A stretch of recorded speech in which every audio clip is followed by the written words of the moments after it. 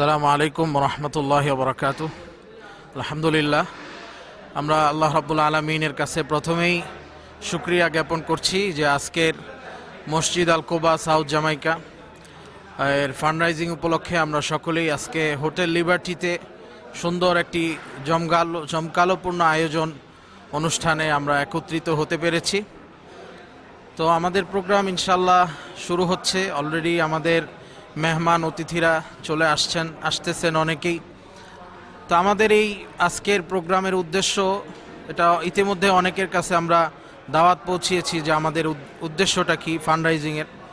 মূলত south Jamaica মসজিদ আল কোবা south Jamaica এটি দীর্ঘদিন যাবৎ একটি বিল্ডিংয়ের মধ্যে পরিচালিত হচ্ছে, বাট স্থান যেহেতু সংকুলন হচ্ছিল না, এই জন্য আমাদের কমিউনিটি এবং কমিটি মেম্বার্স সবাই একটি বড় স্পেসের জন্য দীর্ঘদিন যাবৎ চেষ্টা করছিলেন।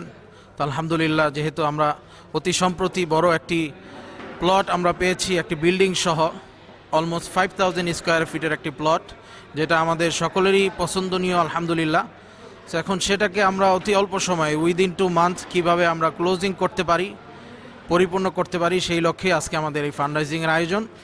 সো সকলকে আরেকবার, যারা এখন আসতেছেন সকলকে আবার আমরা ইনভাইট করতেছি যে আপনারা দ্রুত চলে আসুন, এবং যারা ইতিমধ্যে চলে এসেছেন তাদেরকে অসংখ্য ধন্যবাদ, মোবারকবাদ।